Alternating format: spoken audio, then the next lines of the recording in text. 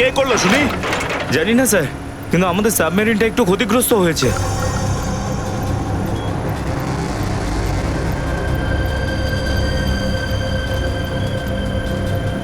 গ্যালারে navy এসে গেছে, ওদের জাহাজ আর কামান দেখা যাচ্ছে। কি? কি না? হ্যাঁ, নেভির এত সামনে চলে এলে তোমাদের মরার এত শখ। কিন্তু স্যার এখন কি করব? কি আর করবে, কেটে পড়ো এখান থেকে। আমাদের পুরো অপারেশন ভন্ডুল করার আগে আমাদের এখান থেকে চলে যেতে হবে। কিন্তু এত অল্প ক্রিউ মেম্বার নিয়ে সাবমেরিনকে কি করে শিফট করব, তাও এত অল্প সময়? সেসব আমি কিচ্ছু জানি না, কিছু করো আর এখান থেকে বেরো, যাও, জলদি করো, যাও। Okay sir.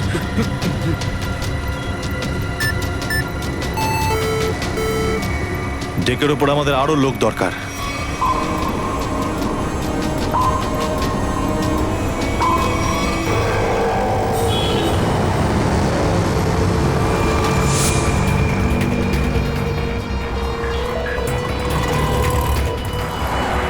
ভাই এই গলিতেই তো এসেছিল। গেল কোথায় ও? ফোন কর, তাড়াতাড়ি ফোন কর ওকে। হ্যাঁ।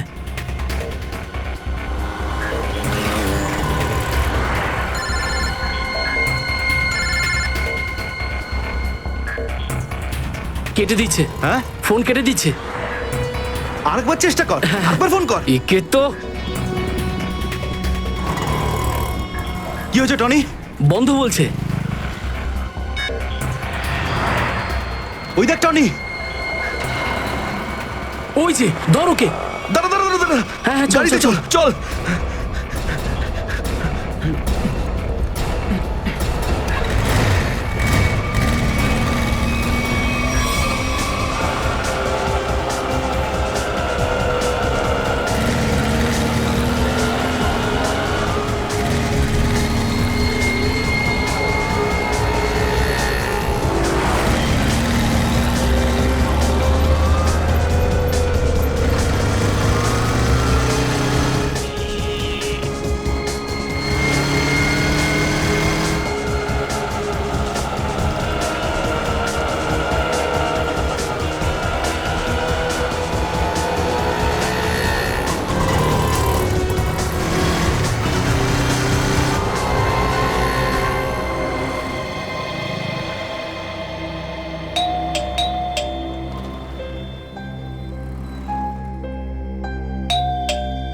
অনন্যা, লাইট তো জ্বলছে, তার মানে অনন্যা বাড়িতেই রয়েছে, কিন্তু দরজাটা খুলছে না কেন? অনন্যা, অনন্যা, কোথায় গেছে এই মেয়েটা? অনন্যা,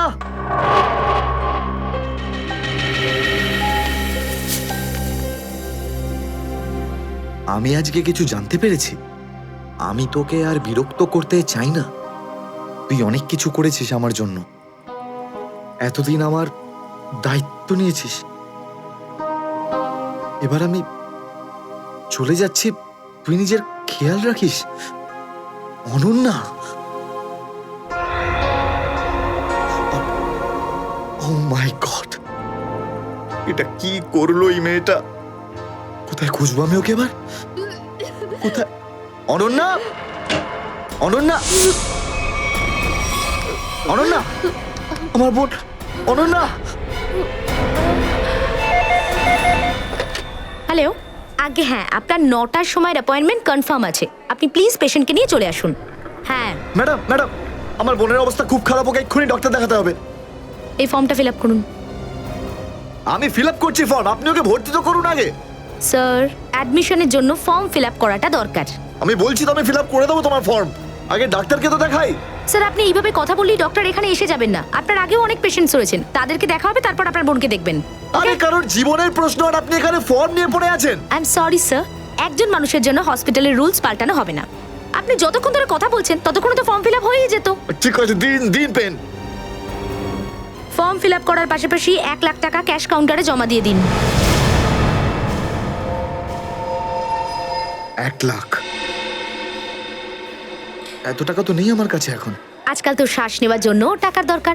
যদি আপনি টাকা না জমা দেন তাহলে আপনার পেশেন্টকে অ্যাডমিট করা হবে না। ম্যাডাম, ও মরে যাবে, ওর তাড়াতাড়ি ট্রিটমেন্টের প্রয়োজন।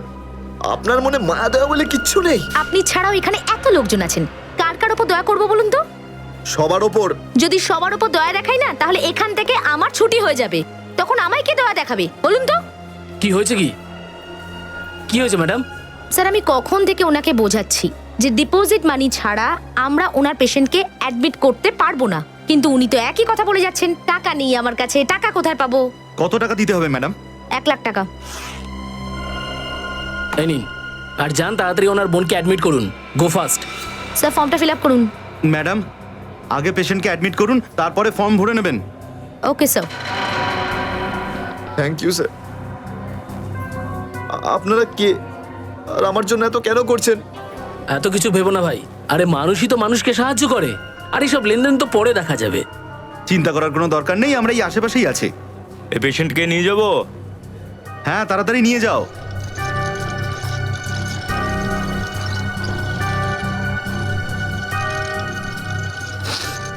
আমি আসছি এক্ষুনি। হ্যাঁ যাও।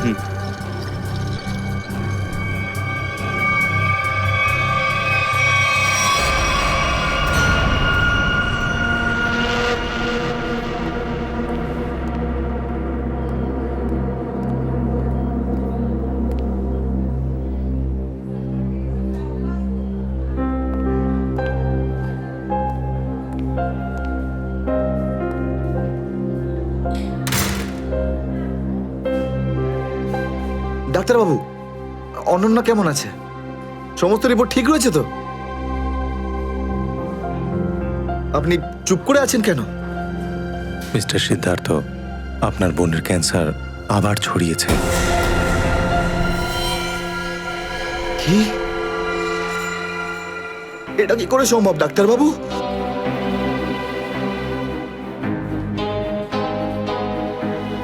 এটা কি করে হতে? সিদ্ধার্থ, এরকমটাই হয়েছে। কিন্তু অনন্যা তো ঠিকই ছিল, তাই না? ওর সমস্ত রিপোর্ট বলছিল যে ওর আর কোনো বিপদ নেই, আর আপনি বলছেন যে আবার? না ডাক্তারবাবু, এটা হতে পারে না। এমনটাই হয়েছে। গত 3 বছর ধরে ও বিপদমুক্ত ছিল, কিন্তু এইবার রোগ অনেক বেশি ছড়িয়েছে। খারাপ কিছু ঘটেও যেতে পারে। আপনি কি বলতে চাইছেন ডাক্তারবাবু? এটাই যে তোমার বোন অল্প কয়েকদিনই বাঁচবে। না ডাক্তারবাবু, এরকম বলবেন? ডাক্তারবাবু, ওর জন্য কিছু করুন না ডাক্তারবাবু, কিছু করুন আমার বোনের জন্য প্লিজ। এক্সপেরিমেন্টাল ট্রায়াল আছে, হয়তো এতে ওর প্রাণ বেঁচেও যেতে পারে। হ্যাঁ, তো করুন না এক্সপেরিমেন্ট। আমি কখন আটকালাম? প্লিজ করুন। কিন্তু এই ট্রিটমেন্টে অনেক খরচা হবে। কত? কম করে প্রায় 15 লাখ টাকা। 15 লাখ? অনন্যার জ্ঞান ফিরেছে, ও আপনাকে ভেতরে ডাকছে।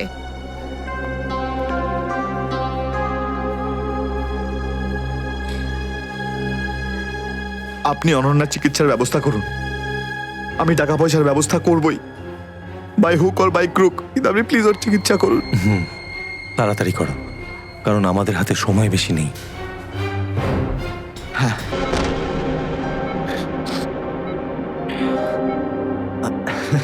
আরে অনন্যা, ডাক্তারের সঙ্গে কথা হলো আমার। তুই তো একদম ঠিক আছিস। বেশ, আর কয়েকদিনে তোকে বাড়ি ফেরত নিয়ে চলে যাবো আমি। তুই না দাদা, এখনো অব্দি মিথ্যে বলতে শিখলি না।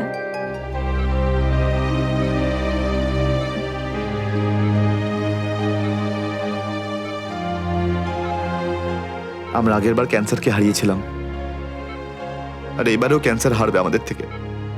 তুই তুই বাঁচবি অনন্যা। দাদা, যদি আমার ভাগ্যে বাঁচা থাকতো না, তাহলে 2 বার ক্যান্সার হতো না আমার। দাদা, আমার কথাটা শোন।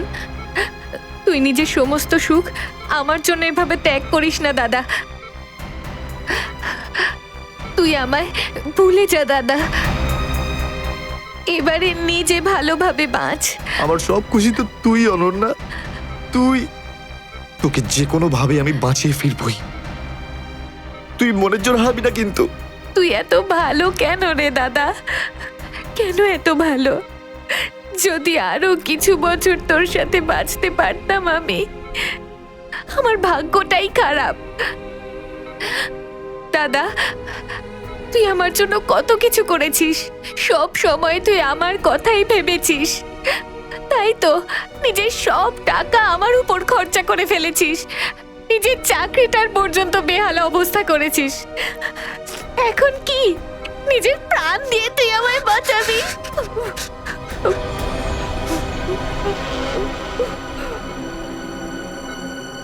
স্যার, আপনি প্লিজ বাইরে যান, ওনাকে রেস্ট নিতে দিন। তুই যা দাদা।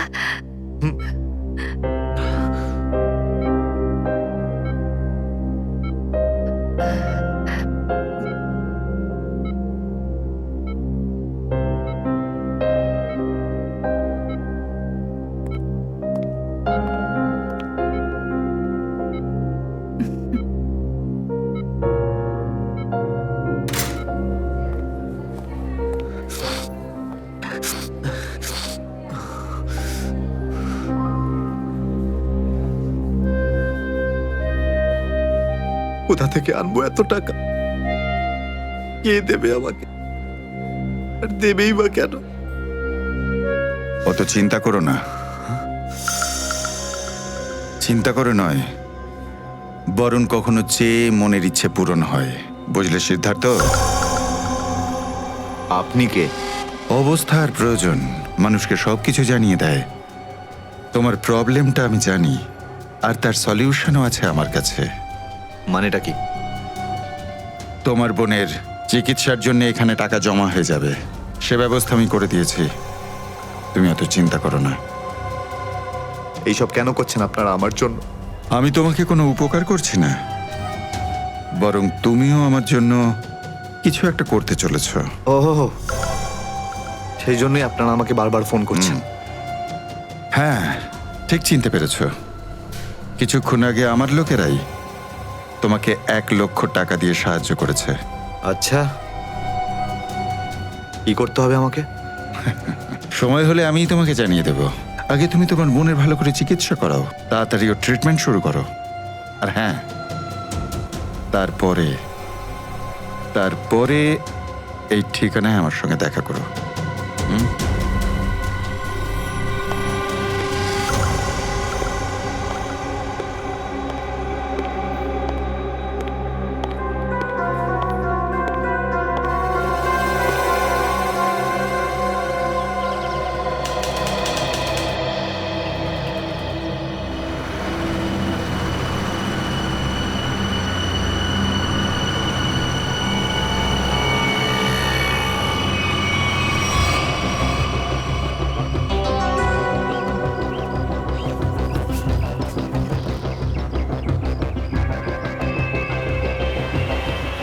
স্যার, ওর কাছে দাঁড়াবো?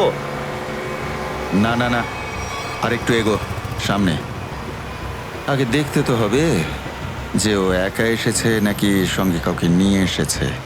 নে, এখান থেকে ইউটার্ন নে।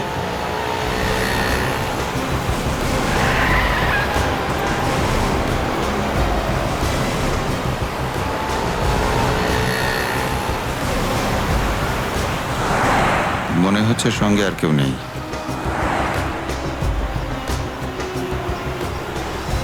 চলোর কাছে গিয়ে গাড়ি দাঁড় করা। হ্যাঁ,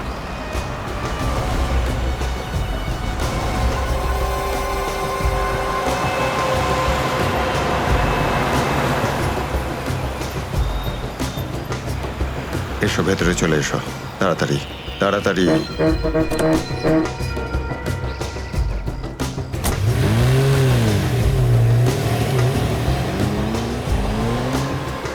আমায় কোথায় নিয়ে যাচ্ছেন? প্রশ্ন নয়, একদম চুপচাপ বসে থাকো।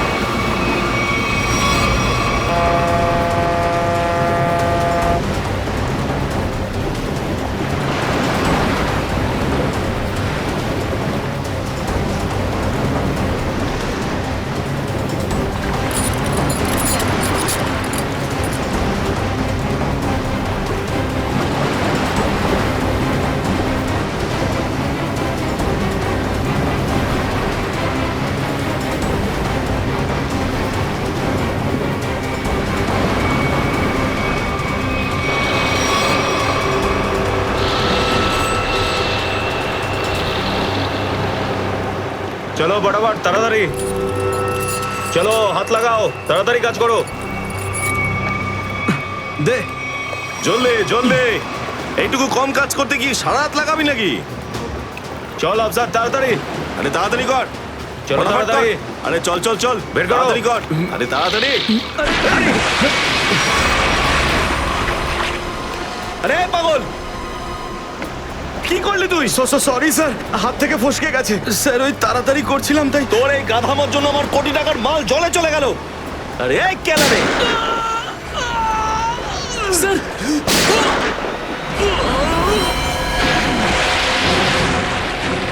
বস, বাকি বাক্সগুলো তুলে নিয়ে এখান থেকে বেরিয়ে যাই।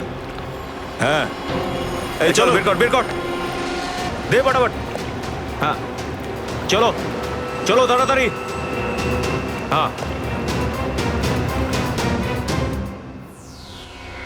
এই দুটো লাশই সমুদ্রের মধ্যে কম করে 12 ঘন্টা ডুবেছিল। হ্যাঁ সালুকে, হ্যাঁ কোস্টগার্ডরাই এদের দুজনকে পেয়েছে। ওরাই এই দুটো লাশ উদ্ধার করে আর আমাদের হাতে তুলে দেয়। ভাই, এই দুজনকে পয়েন্ট ব্ল্যাঙ্ক রেঞ্জ থেকে গুলি করা হয়েছে। এর ক্ষতটা দেখো বস, এ দেখো। দুজনের ক্ষতই এই কথা বলছে। হ্যাঁ, আরও একটা ব্যাপার স্যার, বেশ কিছুদিন ধরে এরা ঠিকমতো খাবার দাবারও পায়নি। এদের বডিজ দেখে লাগছে যে খুব অল্প সময়ের মধ্যেই এদের ওজন তাড়াতাড়ি হ্রাস পেয়েছে। বস, ওদের বন্দি করে রাখা হয়েছিল। এ দেখো, এটা দড়ির দাগ। এদেরকে বেঁধে রাখা হয়েছিল দুজনকেই সমুদ্রের মধ্যে। সমুদ্রের গভীরে কোথায় কোথায় লুকিয়ে রেখেছিল এদেরকে? তারপরে মেরে ফেলেও দিয়েছে। কি কি চাইছিল খুনি? হ্যাঁ সচিন, আচ্ছা ঠিক আছে, বলো সচিন, কি জানতে পেরেছো? স্যার, এরা দুজন সমুদ্রের পাশের গ্রামটাতে থাকে স্যার, আর ওরা কাল রাতে কিছু এমন দেখেছে যেটা বলতে চায়। আচ্ছা, তাহলে বলো, কি দেখেছো তোমরা? স্যার, কালকে রাতে আমরা মাছ ধরার জন্য সমুদ্রের অনেক গভীরে যাই। আমাদের নৌকার ইঞ্জিনটা খারাপ হয়ে যাওয়াতে আমাদের ফিরতে অনেক সময় লেগে যায়। স্যার, যখন আমরা ফিরে আসছিলাম তখন কিছুটা দূরে আমরা একটা বোটের আওয়াজ শুনতে পাই, আর তাতে বসে কিছু লোক কারোর জন্য অপেক্ষা করছিল। আচ্ছা, কারা সেই লোক? স্যার জানি না, অনেক অন্ধকার হয়ে গেছিল। হ্যাঁ স্যার, তখন সমুদ্রের মাঝখান থেকে জোরে জোরে ইঞ্জিনের শব্দ পাচ্ছিলাম। জলের ঢেউ একেবারে উথাল পাথাল করছিল, আর তারপরে সমুদ্রের মাঝখান থেকে কোনো জিনিস ওপরে চলে আসে। সমুদ্রের ভেতর থেকে কোনো জিনিস ওপরে চলে আসে? কি? একটা বড় বাসনের মতন জিনিস হবে।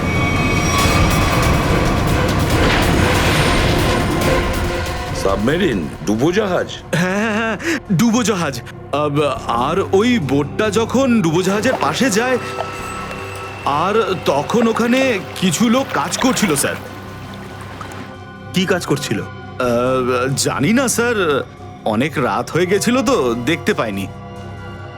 তখনই আমরা গুলি চলার শব্দ শুনতে পাই। গুলি চালানোর শব্দ? কটা গুলি চলেছে? দুটো গুলি স্যার। ও, দুটো গুলি চলেছে। আর আমরা দুটো লাশও পেয়েছি। আর আমরা ওখান থেকে ভয় পেয়ে পালিয়ে যাই স্যার। স্যার, একটা কথা বুঝতে পারলাম না, সমুদ্রের মাঝামাঝি এই সাবমেরিন কি করছিল? সেটাই তো। আর ওই বোটটায় তাহলে হচ্ছিল কি? স্যার, হ্যাঁ Pankaj? Sir, missing person bureau থেকে দুজন ভিক্টিমের ডিটেলস পাওয়া গেছে। গ্রেট। অমল, মনোজ আর দুজনেই একই দিনে নিখোঁজ হয়েছে। আর স্যার, দুজনেই মেরিন ইঞ্জিনিয়ার্স। হ্যাঁ সেটাই তো, মেরিন ইঞ্জিনিয়ার। সচিন, এটা কোনো কোইন্সিডেন্ট নয়, কোনো সংযোগ নয়, কারণ মেরিন ইঞ্জিনিয়ার্সরা অনেক কিছু কাজ করে সাবমেরিনে, ডুবোজাহাজে। এটা কোনো কাকতালীয় নয়। আর স্যার, ইন্ডিয়ান ওয়াটারে এই ডুবোজাহাজ আসলে কি করছিল? কিছু না কিছু গোলমাল তো আছে, খুব বড় রকমের গোলমাল আছে, খুব বড় রকমের গোলমাল। খোঁজ নিতে হবে ওই ডুবোজাহাজের ব্যাপারে।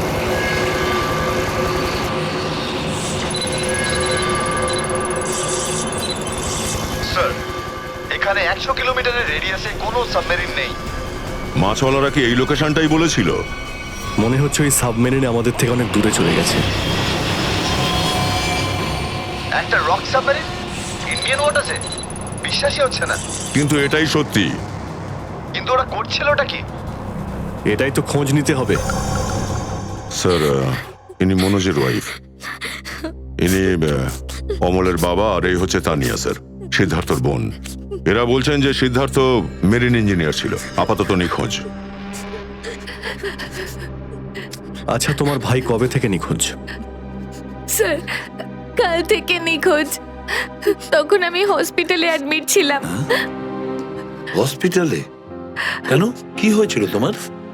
স্যার, অ্যাকচুয়ালি আমার আবার ক্যান্সার হয়ে গিয়েছিল। ছিল? ক্যান্সার হয়েছিল দ্বিতীয়বারে? স্যার, ডক্টর বলছিলেন আমার ক্যান্সার আবার অ্যাগ্রিভেট হয়ে গেছে, কিন্তু আজ সকালে টেস্ট করে জানা গেল আমার ক্যান্সার নয়, আমি একদম সুস্থ। কি? ক্যান্সার উধাও হয়ে গেল? হ্যাঁ স্যার, আর এই খবরটা দেওয়ার জন্যই দাদাকে ফোন করেছিলাম, কিন্তু ওর ফোন নট রিচেবল আসছিল। আমি ভেবেছিলাম হয়তো বাড়িতে আছে, তাই আমি তাড়াতাড়ি বাড়িতে চলে এলাম। সব রুমে খুঁজলাম স্যার, কিন্তু কোথাও আমার দাদা নেই। ভাবলাম হয়তো আশেপাশে কারোর বাড়ি গেছে।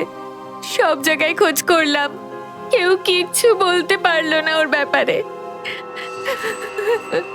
আপনি নিজেকে সামলান, খুব তাড়াতাড়ি আপনি দাদাকে পেয়ে যাবেন। আচ্ছা, মনোজ আর অমল কিভাবে নিখোঁজ হলো? স্যার, অমলের সেই সময় চাকরি ছিল না। গত মাসের 7 তারিখে ও বলল যে ও নাকি একটা চাকরি পেয়েছে, আর 3 দিন পর যখন ও ইন্টারভিউর জন্য গেল তো ফিরে আসলো না আর। কোন কোম্পানিতে জব পেয়েছিল? স্যার, সেটা তো জানি না, কিন্তু অমল বলেছিল যে কোনো রিক্রুটিং এজেন্সি আছে, তাদের সোর্সেই এই কাজটা পেয়েছে, আর ইন্টারভিউ সমস্ত ব্যাপারটা জানা যাবে। স্যার, স্যার, মনোজ আমাকে এটাই বলেছিল যে কোনো একটা রিক্রুটমেন্ট এজেন্সি আছে যারা জবের এগ্রিমেন্ট করেছে। বেনামি রিক্রুটমেন্ট এজেন্সি লোকেদের চাকরির লোভ দেখিয়ে মেরিন ইঞ্জিনিয়ারদের কিডন্যাপ করছে এরা। মেরিন ইঞ্জিনিয়ারদের দেখুন, আপনাদের সঙ্গে যা কিছু হয়েছে সেজন্য আমরা খুবই দুঃখিত। আমাদের চেষ্টার কোনো ত্রুটি রাখছি না ওই অপরাধীদের ধরার জন্য। আপনারা নিজেদের বাড়িতে চলে যান, কেমন? রবি, এনাদের ছেড়ে দিয়ে এসো। যান। চলুন।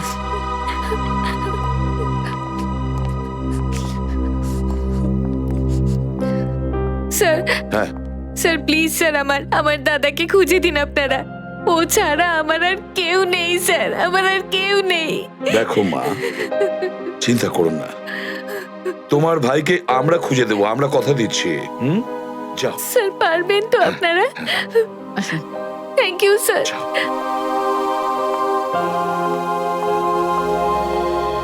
এই অনন্যার ডাক্তারের সঙ্গে কথা বলতে হবে। স্যার, স্যার হতে পারে যে সাবমেরিনে প্রচুর টেকনিশিয়ানের প্রয়োজন ছিল, আর সেই জন্যই ওরা এই চাকরির জালটা পেতেছিল। স্যার, এই ডুবোজাহাজটা কোথায় আছে আমরা জানি না স্যার, তাহলে অপরাধীদের আমরা ধরবো কি করে? পঙ্কজ, আমাদের এমন কিছু করতে হবে যাতে অপরাধীরা আমাদের খোঁজে আর এই ডুবোজাহাজ অবধি নিয়ে যায়। কিন্তু অপরাধীরা আমাদের খুঁজবে কেন? খুঁজবে কেন? খুঁজবে না? ওদের তো 2জন ইঞ্জিনিয়ার মারা গেছে, আর ওদেরকে রিপ্লেস করার জন্য এদের নতুন ইঞ্জিনিয়ার তো লাগবেই। আর এই জন্য আমরা অনেক ভেবে চিন্তে প্ল্যান তৈরি করব। ভেবে চিন্তে প্ল্যান তৈরি করব।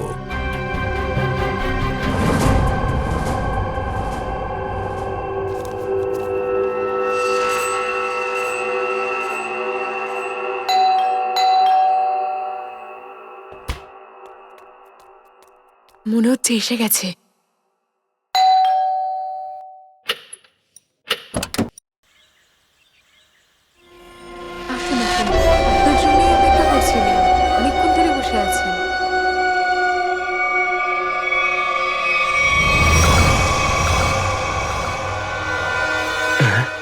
আসুন না, আসুন ভেতরে। অশোক আপনার জন্যই ওয়েট করছিল। Good morning sir, good morning, welcome welcome. Please have a seat sir, বসুন বসুন। আমি আপনাদের জন্য চা নিয়ে আসছি। ঠিক আছে। নো থ্যাঙ্কস, আমি চা খাই না।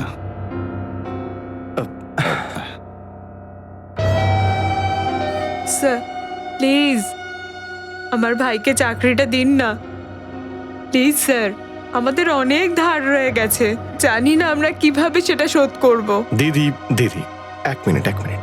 আরে আমাদের তো আগে কথা বলতে দাও প্লিজ। তুমি এসো, তুমি আমার জন্য চা করে নিয়ে এসো, যাও প্লিজ প্লিজ। জানি না তুই কবে চাকরি পাবি, আমার তো খুব চিন্তা হয়। সরি স্যার, ওই আমার দিদি আসলে একটু আমার চাকরি নিয়ে খুব টেনশনে আছে আর কি। ওনার একটু আসলে টাকা নিয়ে ওনার একটু নিশ্চয়ই বুঝতে পেরেছেন। হয় এরকম, আসলে টাকা জিনিসটাই এরকম। তাহলে স্যার আমার এই চাকরিটা পাকা ধরে নেব স্যার? দেখা যাক, তার আগে তোমাকে কিছু প্রশ্ন করতে চাই। যা জিজ্ঞেস করার জিজ্ঞেস করতে পারেন, আমি রেডি স্যার। কিন্তু স্যার স্যার প্লিজ স্যার, এই চাকরিটা আমাকে আপনি দিয়ে দিন প্লিজ স্যার। অ্যাকচুয়ালি স্যার আসলে আমাদের টাকার খুব প্রয়োজন স্যার। Sir please sir. খুবই এক্সাইটেড দেখছি আপনি এই চাকরিটা নিয়ে। সে তো একদমই স্যার। আসলে স্যার আমি আগে ওই গভর্নমেন্ট জব করতাম স্যার। স্যার ওই গভর্নমেন্ট জবে প্রমোশন আর টাকা পেতে অনেক কষ্ট করতে হয় স্যার। এই জন্যে স্যার আমি রিজাইন করে দিয়েছি। আপনার পুরো নাম আর ডেট অফ বার্থ? আমার নাম Ashok Kumar. Date of birth 10th April 1976। আর কোয়ালিফিকেশনস? মাস্টার করেছি sir, master in marine engineering from GID college. তার মানে সাবমেরিনের ইঞ্জিনের মেনটেন্যান্স আর নেভিগেশনের ব্যাপারে তো নিশ্চয়ই নলেজ আছে। Yes yes yes sir, you are right sir. তো মিস্টার অশোক, একটা কথা বলুন, আপনার এক্সপিরিয়েন্স অনুযায়ী একটা সাবমেরিনকে জলের নিচে কতটা গভীর অবধি নিয়ে যেতে পারেন? কত গভীর অবধি? স্যার সেটা তো ওটা স্যার ডিপেন্ড করে স্যার, মডেলের ওপর ডিপেন্ড করে স্যার। ওর ভেতরে গিয়ে আমি সাবমেরিন ঠিক করেছি স্যার।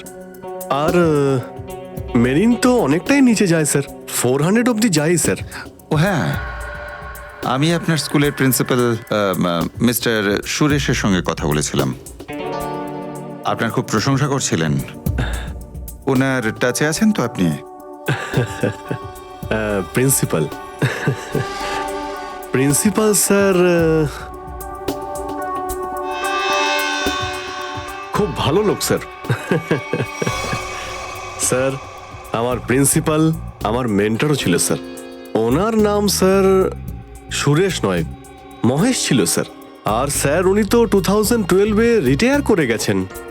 আর ওনার পরে হয়তো সুরেশবাবু এসেছেন প্রিন্সিপাল হয়ে, ওটা স্যার আমি ঠিক জানি না স্যার, সেটা আপনি নিশ্চয়ই জানবেন। ওকে মিস্টার অশোক,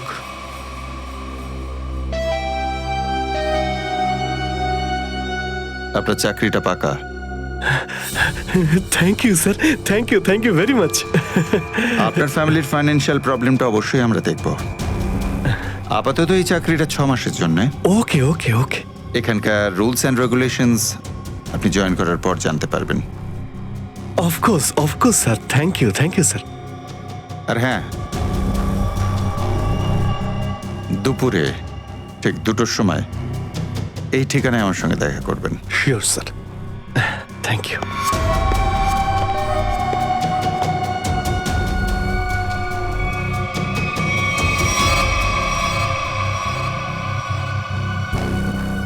কাজ হয়ে গেছে, আরো একটা জব পাকা হয়ে গেছে আমার।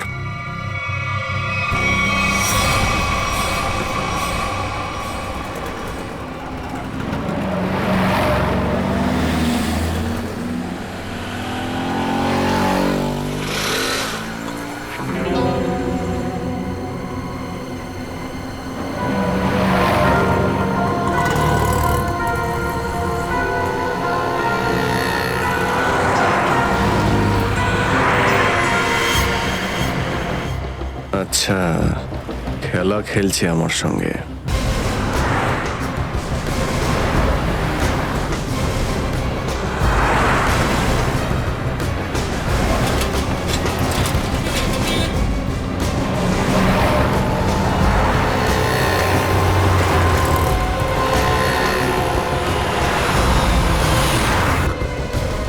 নমস্কার। হ্যাঁ হ্যাঁ, ঠিক আছে, ভিতরে বস।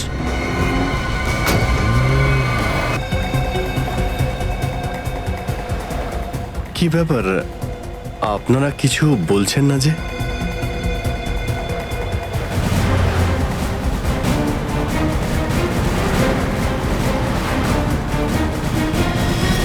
আচ্ছা, আপনারা কি এদের... এই চুপ। চুপ চুপ। হ্যালো, আরে ও, স্বাস্থ্য চলছে, হয়তো ঘুমোচ্ছে। সচিন তাড়াতাড়ি, ওরা যেন আমাদের নজরে এড়াতে না পারে।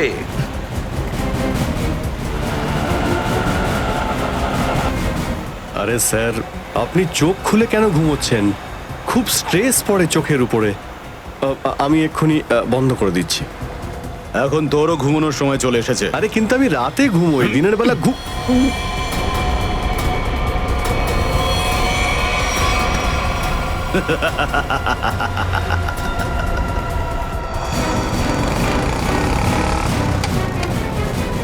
স্যার ওরা তো বেরিয়ে গেল। সচিন, কিছু একটা করো, ওই গাড়িটাকে আমাদের ফলো করতেই হবে।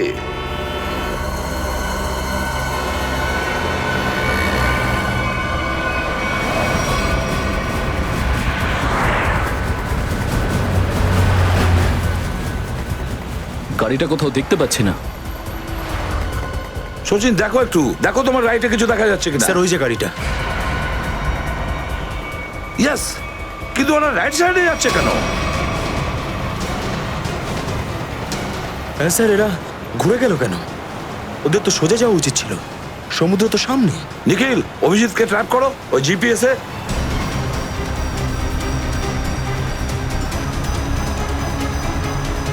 অভিজিৎ স্যারের জিপিএস ডিভাইস সিগন্যাল দিচ্ছে না, কাজই করছে না। ওভারটেক করো এই গাড়িটাকে, ওভারটেক করো। এই দাঁড়া দাঁড়া দাঁড়া দাঁড়া।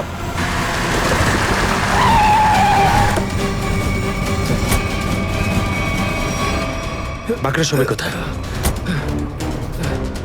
কি হয়েছে? চুপ বল, গাড়ির ভেতরে যারা ছিল তারা কোথায়? স্যার এর মধ্যে কেউ ছিল না। কেউ ছিল না মানে? দেখ, সব সত্যি সত্যি বলে ফেল, নাহলে... সত্যি বলছি স্যার, আমাকে একটা লোক বললো যে সঙ্গমনগর চৌরাস্তার মোড়ে গাড়িটা দাঁড় করিয়ে চলে যেতে। আর কি বলেছে? আর তো কিছু বলেনি। এই কাজের জন্য ও আমাকে 5,000 টাকাও দিয়েছে। ওই মেরিন অব্দি পৌঁছানোর একটাই রাস্তা ছিল, আর সেটাও বন্ধ হয়ে গেল। নিখিল, সিআইডির কোনো রাস্তা বন্ধ করা যায় না। যদি একটা রাস্তা কেউ বন্ধ করে, অন্য রাস্তা আমরা তৈরি করি।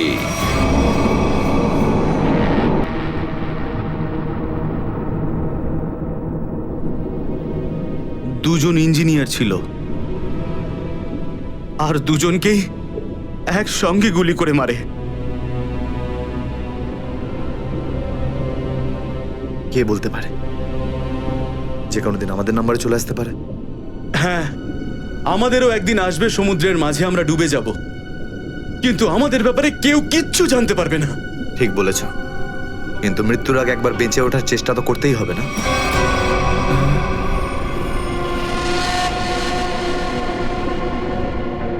চারদিকে সমুদ্র, সিদ্ধার্থ, আমরা চাইলেও কিছু করতে পারবো না। কোথায় যাবে তুমি? কন্ট্রোল রুমের ভেতরে। কি? হ্যাঁ হ্যাঁ, আমার কাছে একটা প্ল্যান আছে।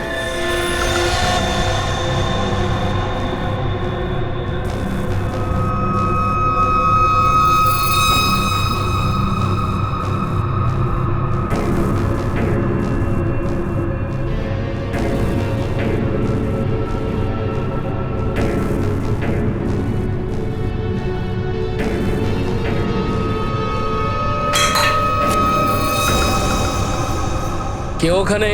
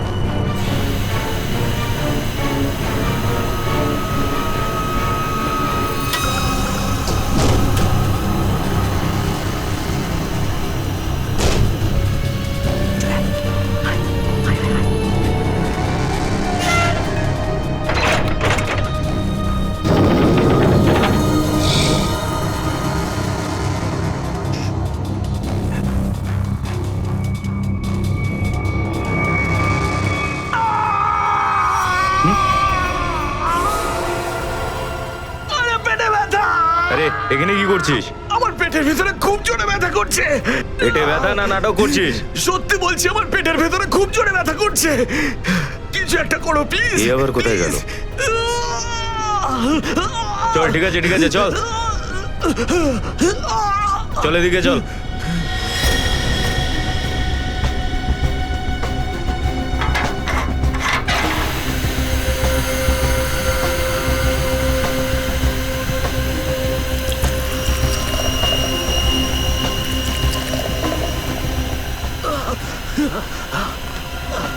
এখানে ওষুধপত্র আছে, খেয়ে নে। কিন্তু এখানে পেট ব্যথার ওষুধ কোনটা? আরে আমি ডাক্তার নাকি? যা খাবার খা, তারপর ঘরে চলে যা। কিন্তু আমি কি করে জানবো যে এখানে পেট ব্যথার ওষুধ কোনটা? আরে শুনুন, শুনুন না।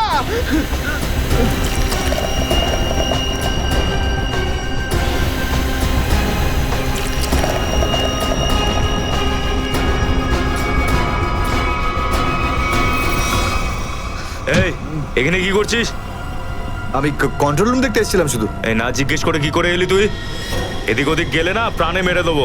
চল বেরো এখান থেকে, বেরো চল।